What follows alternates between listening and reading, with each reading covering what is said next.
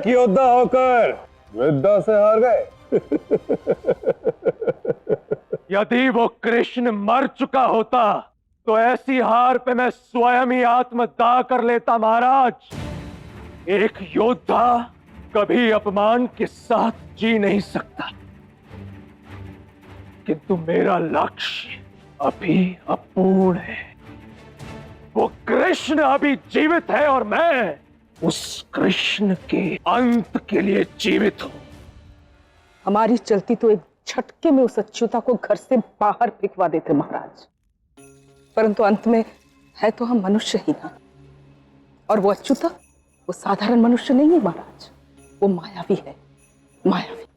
वो मुख देख के मन की बात पढ़ लेती है। तो यहाँ भी मायावी है। पहले ही मैं उस कृष्ण की माया से दुखी हूं।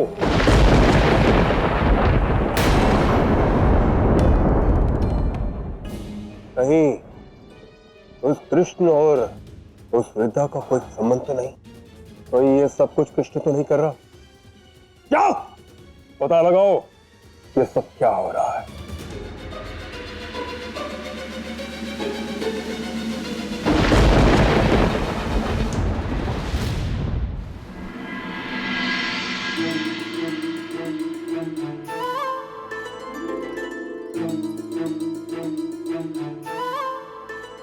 राधा, ये क्या कर रही हो तुम खाना बना रही हो?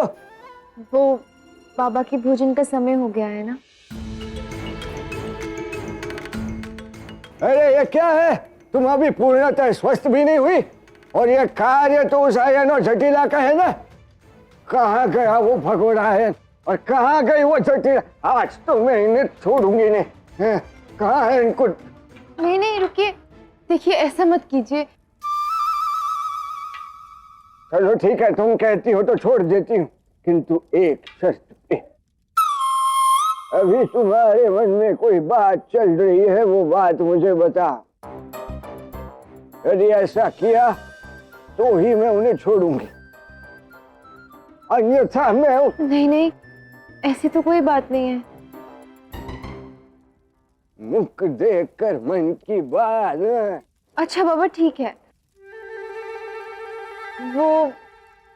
वो जैसे माँ और बहन बाहर जाते हैं ना अपने मन से, बिना किसी बंधन के, मेरा भी कभी कभी मन करता है कि मैं भी बाहर जाऊं, एक स्वतंत्र मन से वो करूं जो मैं चाहती हूँ। वाह, ये हुई ना मेरी राधा वाली बात। क्या कहा आपने? मैंने कहा वाह, ये हुई ना वाह वाह वाली बात है। उचित कह रही हो तुम। विवाह हुआ इसका अर्थ ये तो नहीं कि व्यक्ति बंदी बनकर रह जाए, है ना? सही कहा तुमने। किंतु मुझे समझ में नहीं आता कि मैं करूं तो करूं क्या। मैं हूं ना, समझाने ही तो आई हूँ, और क्या।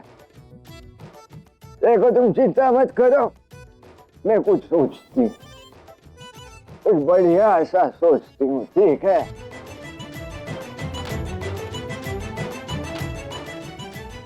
जटिला, भोजन दो, मुझे महत्वपूर्ण काम है, बाहर जाना है मुझे।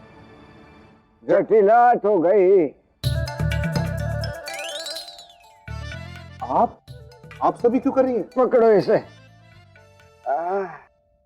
तुम्हारी पत्नी चली गई पुत्र को लेकर कहीं पर। अब किसी को तो ये कार्य करना होगा ना। तुम्हें पता है ये भोजन किसने बनाया? राधा बिटिया ने। इतनी अस्वस्थ होके भी उसे तुम्हारी चिंता है। तुम्हारी पत्नी को तो तुम्हारी अंश मात्र चिंता नहीं। नाम सही है उसका, जटिला। जटिला और आर्यन ने उचित नहीं किया। वो आएंगे तो बात करूंगा मैं। तो देखिए ना, आर्यन और जटिला ने आपके नियम तोड़े, परंतु आप स्वयं मुझे भोजन परोस रही हैं। सच में धन्य है आप, बहुत महान है आप। कोटि कोटि धन्यवाद आपका।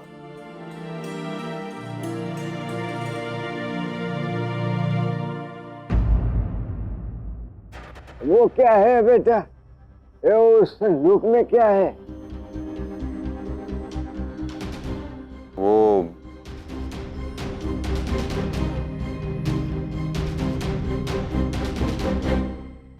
वो ठीक है, कोई बात नहीं, कोई निजी वस्तु ही हो, ये बताने की आवश्यकता नहीं है।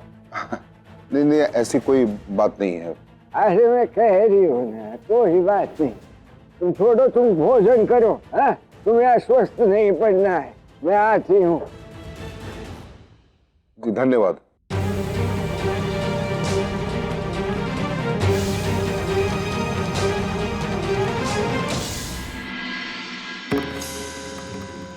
माँ, हम इस कृष्ण के घर क्यों आए हैं? क्योंकि हमें तथ्य चाहिए आयन, जानकारी चाहिए। और वो जानकारी, वो तथ्य ये कृष्ण हमें देगा। नहीं आयन, कृष्ण से कोई भी जानकारी तो मिलने से रही, परंतु कृष्ण की मैया बड़ी भोली है।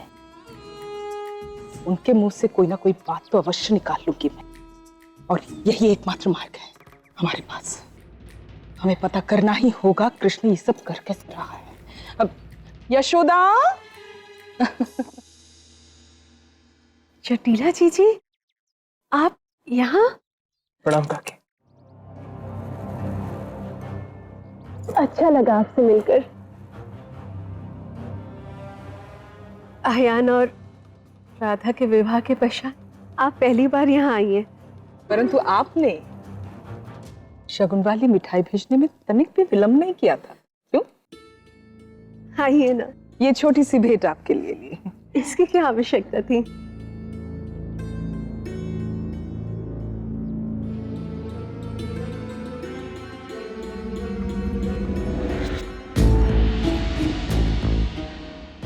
कहिए, कैसे आना हुआ? बस ऐसे ही, आपसे मिलने का मन हुआ तो आ गई। वैसे आपका कान्हा नहीं दिखाई दे रहा है, कहाँ है वो?